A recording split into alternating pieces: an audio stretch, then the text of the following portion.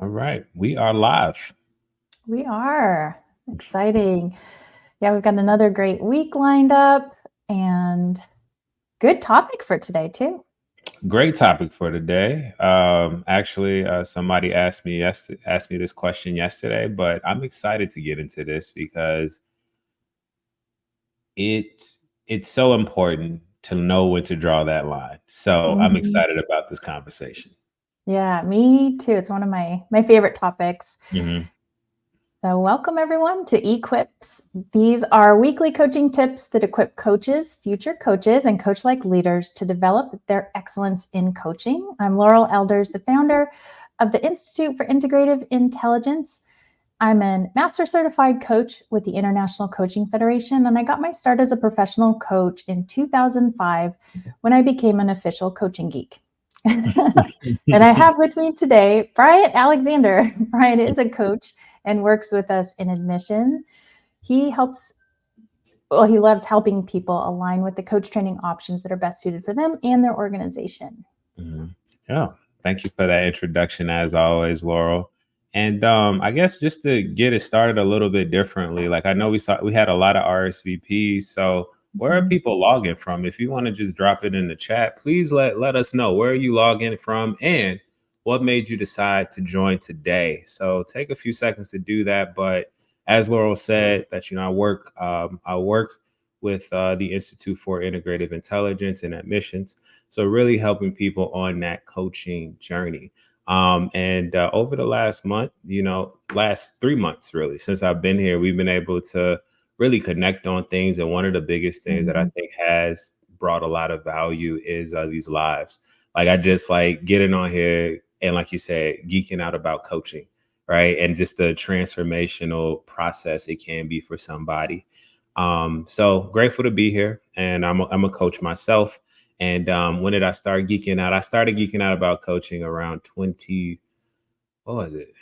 When I actually knew what I was doing, probably Mhm. like around 2017. That is when I started to really geek out about it. So Nice. glad to be here. Yes. And we also have with us Jill Aronoff. Jill is a leadership coach. She's here to answer questions in the chat and post links as we go. We're going to be covering different resources. So she's here to be support in that way. Cool. And if you're new to joining us, we do these E-Quips every Tuesday, 12 p.m. Eastern. And if you'd like to receive those in your inbox, Jill will post the link to the newsletter below. That way you get direct connection to every episode. And today's topic, dun, dun, dun, here we go, Here we go. drawing the line between coaching and therapy. Mm. And this is actually a part one of a part two series. So today we're going to really just explore some things to consider around where the line is, why the line is there, but also dispel some myths and overlaps. So I know, Bryant, we were talking before how a friend of yours, I believe, had shared, I just don't understand this distinctions. And I can say that I really relate with that because when I first took a coaching class, I actually thought I was learning counseling skills. Mm. I signed up with like that intention.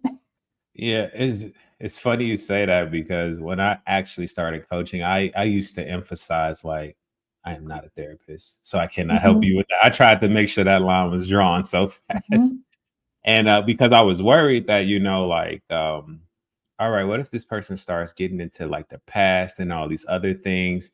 And I was like, I don't know if I should be talking about that. I don't know if we should really dive into it. So I was actually like very early on, I was very transparent. Like, I am not a therapist. I don't want to like try to label your depression, your childhood, anything like that. mhm, But as time has gone on, I understand like, all right, there is a line here. mhm. Yes. Yeah. Yeah, there's definitely a line. And just to draw attention to the fact that therapists are trained and licensed to diagnose and treat. Mhm. Coaches are not. We do not diagnose. We don't even assess. We offer client self-assessments, but we're not assessing our client and advising them. So Mhm. that's a key distinction right there. But I do know there's another reason for confusion is because there's some skill overlap, and there's four primary skills that overlap. So empathy, reflective listening, exploring emotional content, and asking powerful questions. Both approaches use both, but there's a very different foundation for why. Mhm.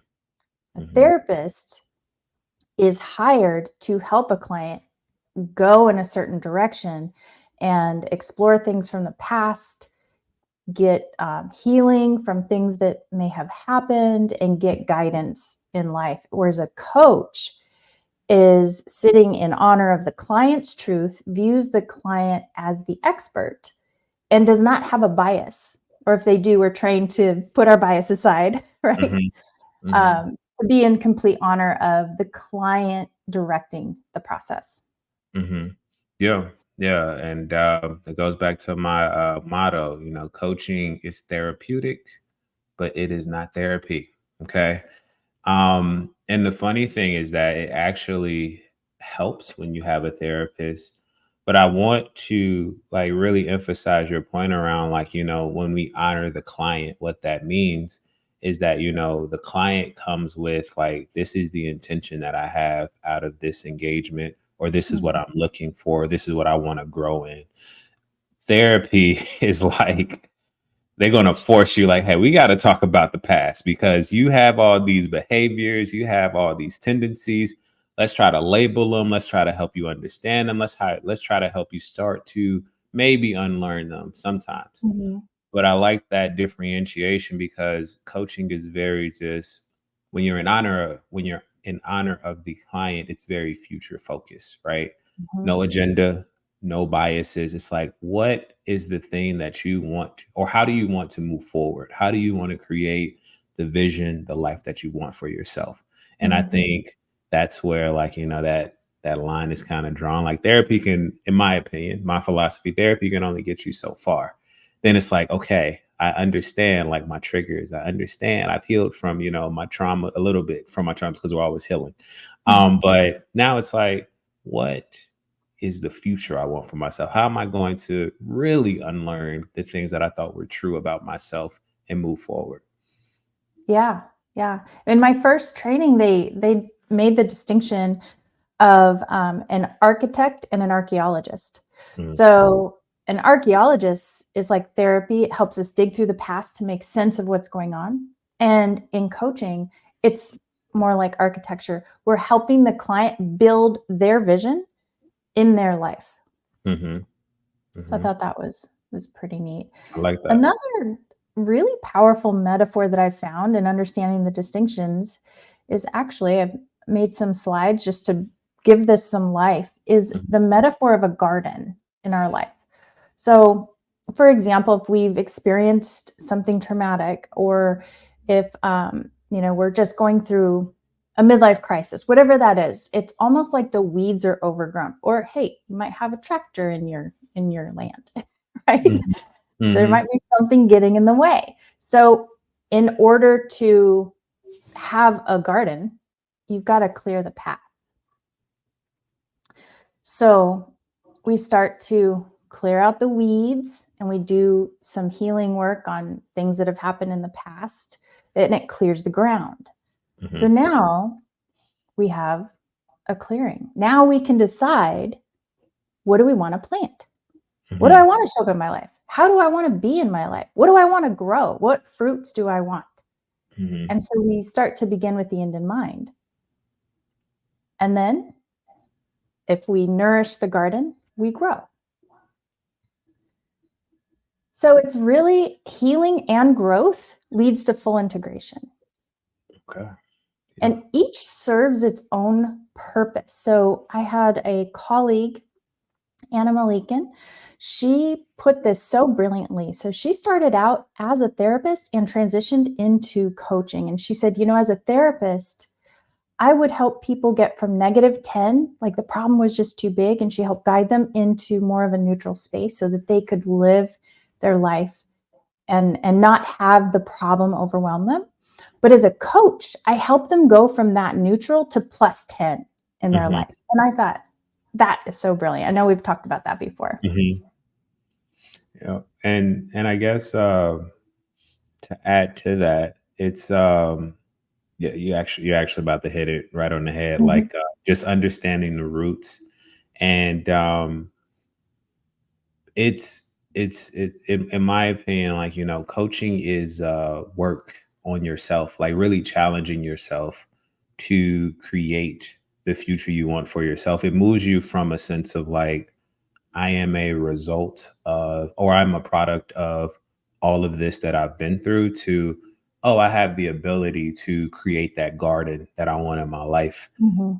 whether it be personally, professionally. Of course, at the Institute, we're about integration. So one Yep. is connected to the other all the time, but really making sure that, you are, I guess, really just making sure that you live a balanced balanced life, but also understanding how much choice you have in the garden that you choose to plant. Yeah. Yeah, and to be able to step into life from your wholeness, right? Hmm. That includes all of us. That includes the wounds and the all of it. It includes all of it. And it really, it just, like, this image, I picked this image because it really shows how when we deal with what's at the roots of our life, it helps us grow in new ways. And that is why sometimes coaching is ineffective. If somebody has something that's bigger than them, the coaching may not even work. And so that's the power of education, and an educated coach will know exactly when, where, and why, and how to refer out. And Hmm. sometimes some people step into coaching while they're seeing a therapist because they're working on growth and they're working on the inner work with their therapist. And that's a powerful combination. It can be. Hmm. And Laurel, I have a question for you. So Mhm. how do you know when how does one know when they're ready for coaching? How would you gauge that? I know it's different for everybody, Sure. but overall, like, how would you know, or what would be the signs to say like, oh, I'm ready? I think it's Mhm. time for me to get into coaching. Yeah. I would say one thing that I've observed, and this is just me, I think Mhm. other coaches might have some different experiences, but one thing I've observed is that the client is completely open to self reflection work Mhm. and really being self honest and transparent with themselves. So Mhm. if there's that openness and willingness to take a look at, like, oh, that reaction I just had, that was actually based on something that happened 3 months ago, just get really honest, then they can, what we call, hold the coaching, and the coaching can work. And I want to pull that back into what you said about coaching can be therapeutic. The Mhm. coach does zero therapy, but for some reason, when a client steps into self development, self discovery, into Mhm. that coaching process, it can have a therapeutic impact on them because they're doing their own work for once. Mhm. So it is fascinating. Mhm. Yeah, that so and I'm just playing devil's advocate here, but what if somebody says, but that's what I go to therapy for, to like, have self-discovery, have like an Mhm. understanding of myself. Like, so what would you say to those people? Like, that's what my therapist is for, right? Yeah, I say great. As long as you're getting your needs met, that's what matters. Mhm. Coaches are really trained just on that second journey that we talked about, the self-discovery Mhm. journey. So that's Mhm. all we do. We are focused in on growth, self-actualization, and integration. So that's Mhm. our wheelhouse. So that's all Mhm. we do. Some therapists do both. They will notice when a client has shifted into the space to be able to do the growth work, and they shift the modality to coaching. Mhm. So, and it goes really well together. Mhm. Other therapists would refer out to a coach after the client has completed, the work that they came for. Mhm. Yeah. And I guess I want to emphasize that something you said, like, self-reflection, self-actualization. Uh, and that's why and also just the second journey, how you kind of put that Mhm. into words, because I think the mindset, since we talk a lot more about mental health therapy, a lot more openly today. We Mhm. think that, or what I've observed is that people say I'm healed, or, like I'm healing, or I have this trauma. I think that that is a lifelong thing that we don't always Mhm. like pick up on. And you're never really healed, and you always carry around that trauma just a bit. You may be able to manage it more, but I think that's where coaching really comes in at, right? Because I think that what I found when I was in therapy was that, all right, I understand all these things about myself, and I'm very aware of them, but I still have my reactions. I still have, Mhm. like, my judgment. I still carry around this desire, right?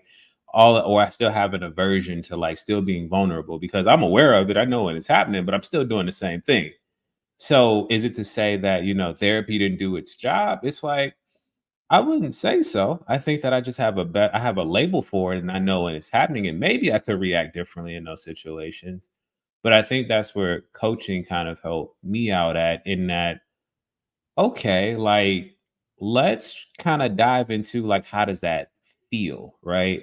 I think the Mhm. thing about therapy was, like, it didn't teach me a lot about, and some therapists do this, but it didn't teach me about that kind of embodiment of, um, that embodiment of a emotion, or that embodiment of trauma, or that embodiment of healing. Like, it didn't really, like, teach me about it. And it talked from the perspective that and this is, again, no shade to a therapist, like, things were happening to me. Mhm. And I think that with coaching, it's like, no, you experience things, right? You experience emotions. You aren't your emotions. You experience trauma. You aren't your trauma. You experience healing. You aren't your healing. So now it's like, okay, how are you going to react differently? Or what is the thing that you want to work on in regards to being more in tune with your body, being more in tune with the way you process, like, problems or situate or perceived challenge or negative thoughts, negative emotions? Because I would still have a lot of negative thought patterns even coming out of therapy. But Mhm. coaching, I said my intention, the first time I did coaching, my intention, limit negative thought patterns. That is something I want to do. So we actively, like, did work as far as, like, what is somatics? Like, how does that feel? Or what are these situations? Like, how are they showing up today? And how do you want to do them differently? So I think that's where coaching really, like, for me, that's where it kind of draws the line, because it was a little bit more holistic. And Mhm. like you said, like what we do at the Institute, it's more integrated. It's not just about getting you a job. It's like, what's the bigger picture here, right? What are we trying to really get to? Like, what's the bigger goal? Because you're going to get the job. We know that. You've done it several times throughout your career. You're going to get it. But now it's like, what is the bigger picture here? And how is this in service of you versus you being in service of it? So I think that's where coaching really, like, accelerates growth, if Mhm. anything. Yes. Yeah, absolutely. It really helps us to start to begin to live our life through our wholeness. Mhm. 'Cause there's a part of us that is whole. There's a part of us that's complete. There's a part of us that has wisdom. But do we have access to that? And is our past getting in the way of us Mhm, seeing that part of ourselves? Yes, we have the fragmented parts. Yes, we have mhm, the broken parts. Yes, we have the hurting parts, right?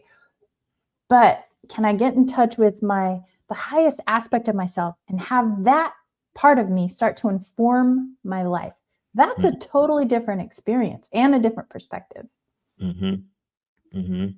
Yeah, it's talked about, just, I think, like, science is catching up to it, but it's talked about in such a mindful leadership. What does that actually mean? Mhm. Like, being a mindful business owner, being more like bringing your whole self to work. Like, I think that that has such a different connotation today. Like, what does it mean to be in your body while you're doing work? When we talk about flow and work, when we know that something is energizing us, something is draining us, like, that is what I see coaching playing a big role in, as far as just giving people new awareness around, like you said, the highest self. What does that look like? What does that Mhm. mean? Yeah, I love that because we all have mind, body, and spirit. Whether you believe in a higher power or not, we all Mhm, have a human spirit. We're mhm, born with a human spirit. So, mhm, and we have a mind and we have a body. And so I think what's fascinating is coaching invites us to integrate those three and say, who's in charge? Yep. Who's in Yep. charge today? Because the mind is the most susceptible to self-deception. Mhm. Whereas the body is just a neutral, it'll give you feedback based on where your presence is located, right? Mhm. So just gaining self-awareness, and that's why um, I'd seen people who are open to self-awareness and exploring self-awareness through a coaching lens just Mhm. make so much leaps and bounds of progress in their growth. Mhm.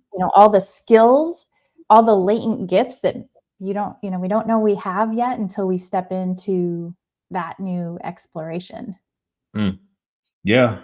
Yeah. New. Like it's like it's so many ways you can go with it. You could talk about shadow work. You could talk about so much that goes along with this. But Mhm. I like how you said like everybody's born with a mind, body, and spirit. And even if you're not spiritual or religious, just think about it as self-fulfilling prophecy. If you have negative thoughts, you will become your thoughts. If you have positive thoughts, you become your thoughts. If you talk negative about yourself, negative things will happen to you. And like that's how I always like approach people like, well, this sounds like a spiritual thing I go on. It's like, no, just think about it as self-fulfilling prophecy. That's it. Like Mhm. what you think you will become, basically. Mhm. So I like the way you address that. But for those of you who aren't spiritual, who aren't religious, think about it as just self-fulfilling prophecy. That's how Mhm. kind of life works in itself. Yeah. Yes, I love that. And the other side to that is our definition of spirituality in the program and integration work is Hmm. a connection to something that's bigger than just the self. So even just getting in touch with what is really calling me, what is my purpose, that can be highly impactful, Mm. regardless of whether someone is atheist or a Christian or a Buddhist. Like it's just tapping into what is my connection to something greater than just me. Yeah, and it takes a lot of. Go ahead. Sorry. Oh, which coaching invites us to look at, Yeah. right? Okay. Well. What's the bigger picture? Sorry, I got excited. And it's just that connection. I think everybody's searching Mhm. for that today, purpose, Yeah. interconnected, and having a realization that you're connected to everything around you. Like nothing is really like by mistake. Mhm. What you attract is what you attract. It's like whatever you put out. But yes, coaching is very powerful in that way as well. Yeah. So just to go a little bit deeper into the lines. Sometimes the question, which is best? Well, there's no best. It just Mhm. depends on what is the need. So therapy is designed to help foster emotional healing. Mhm. When a problem is too big, that it's become overwhelming and disintegration behaviors take over and the client can't seem to get on top of it. If we can't get on top of something, get get the help, get the guidance. Um, you know, there's a deep purpose for that work, right? Mhm. And if you're ready to face your fears, grow new skills, tap Mhm. into new potentials, and really self actualize and ask the question, what is my potential? I want to find out and go on that self discovery process. Step into coaching. It's just so impactful and profound. Yep. Agreed. And I guess understanding that kind of relationship between therapy and coaching, to dive deeper, a little deeper on that, is that Mhm, what you'll find in coaching is that you may revisit, childhood mhm, stuff that may happen to you. And that's something I had to get used to because I tried to always create that line. But the thing about like you are who you are. Like all your experiences are yeah, connected. So sometimes in coaching sessions, you'll be able therapy actually helps you be able to talk about, kind of that uncomfortability or that situation when you were a child or at any point in your life and start to own it a bit more and like say like I want to mhm, move away from this or I want to manage this differently.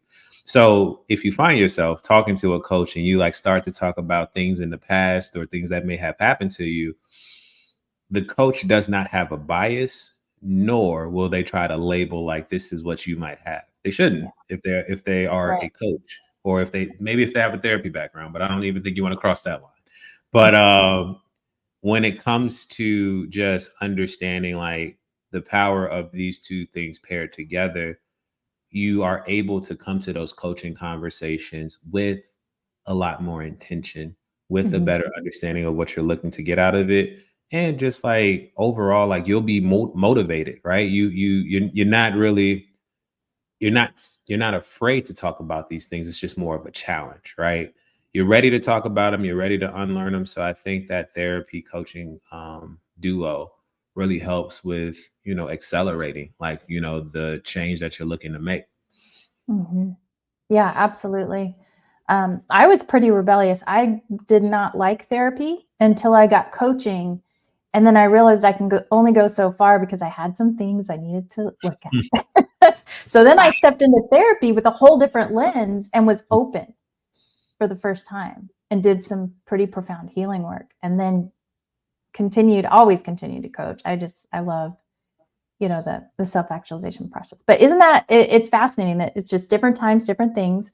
So looking at what am I needing at this moment? That's a big deal, Laura. Like for you to be like against, to you to start coaching, but also be against like therapy at one point, but then you find out, okay, I can't go as far as I need to, so let me try this therapy thing out. That's a big Yeah. deal. You run a coach training school, and it's like, I was at one point therapy, nope, wasn't for me. Mhm. But yeah, that's a big deal. Yeah. Well, I had some negative experiences growing up in my Mm, teenage years with therapists, so I just mm, kind of wrote the whole process off. mhm, Um, so it was neat to get to the point where I could be like, okay, I don't need that mm. bias to get in my way anymore. I can be open. Yeah. That that definitely resonates with me. I didn't have the best. I was exposed to therapy when I was younger, but I would just kind of go there and just like stare at the therapist, like, "What do you want me to talk about?" Yeah. So the only reason I was able to actually take it seriously because I was at least exposed to it, and I was like, "Okay, maybe I need to talk to somebody about what I'm going Mhm. through." Yeah. Well, I wanted to also circle back to what you said about sometimes in coaching, something from the past comes up. And the difference is that we don't stay there. Hmm. We have that experience inform, okay, so what do we want? And the coach move is forward moving, forward thinking versus staying there. Mm-hmm. Yeah, 100%. And then the other thing I'd like to say, just being in the industry for so long is, there because coaching is not licensed, right? It's not you're not required to have a certification. You're not required to have an education or training or credential. Um, you know, some coaches that choose to not get an education or training may or may not know the distinction. So if you are someone that's looking to hire a coach, just know if you do hire a coach that is credentialed, you know that they are trained in actual coaching skills. So that's something you can have a little bit of relief around. And I also just wanted to bring forward some distinctions. Mm-hmm. So there's training, there's education, there's certification, and then there's credentialing in the coaching world. So an educated coach knows what coaching is, what coaching is not. A trained coach has developed coaching skill sets. And then a certified coach has their skills and knowledge of the what evaluated to see, is that coach actually coaching, or are they doing other modalities, other like Mm-hmm. consulting or counseling? And that coach is actually coaching, they get the certification. Once they get certification, then you're qualified to go on for a credential with the International Coaching Federation, for example. So just to bring that forward, if anybody's curious of the distinctions and qualifications that different coaches hold. Yep, it is a process, but with any education, I mean, with any skill, it has to be constant learning. And talking to somebody I was like, I don't think I need to get a coaching anything. I don't need to go to coach training. But with any skill, education is required. Like I think that before I could really be comfortable like with coaching, because I have been doing Mhm. it for a while, or Mhm. coaching-ish for a while. It was like a combination of the two a lot of the time, Yeah. coaching and consulting. But when I actually enrolled in the Institute for Integrative Intelligence, it was it was very eye opening and like, oh, I'm doing too much in my meetings. Oh, I'm doing a lot of like setting the Mm. agenda. Like I used to literally put an agenda in a calendar invite for my clients. I'm just like, oh, this is consulting. This isn't really coaching. So once I was able to learn, and I think the thing of the point here is just education is so Yeah. important no Yeah. matter what you're doing. So I think as a coach, it's such a new and growing field that I think that education is very important as far as like how to actually deal with what a client's going through, because you want to remember you are still dealing with people's like lives like personal lives, Yeah. and they are Yeah. you're building trust with them. They will Yeah. at some point they will like just go with whatever you say, and I don't mean that in a negative way. It's just like Mhm. they have so much trust in you that you have to be careful as far as like how you kind of manage that relationship. So I highly recommend getting some type of education in coaching. Yeah, I agree. I'm so big on the education piece. Training, maybe you need it, maybe you don't, but the education, just I'm big on just be educated.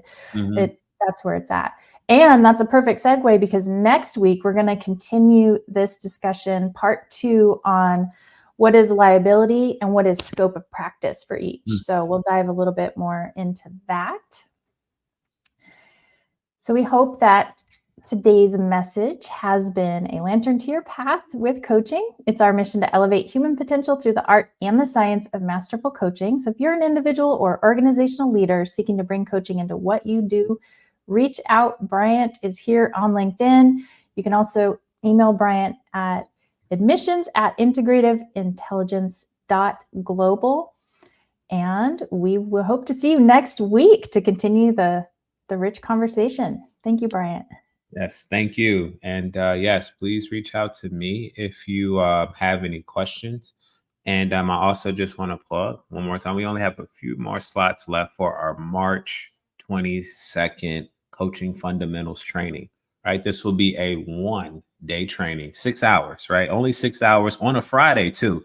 If you want to end your week powerfully, if you want to really get that education, start to get that education Mhm. around coaching, highly recommend you enroll. It was a transformational experience for me. But if you're just curious about coaching, we have scholarships available, but we only have a few slots left. So please reach out to me if you're interested in participating. That is March 22nd from 11 to 6 p.m. Eastern Time. Please reach out. All right. Thanks, everyone. See you next time. Bye.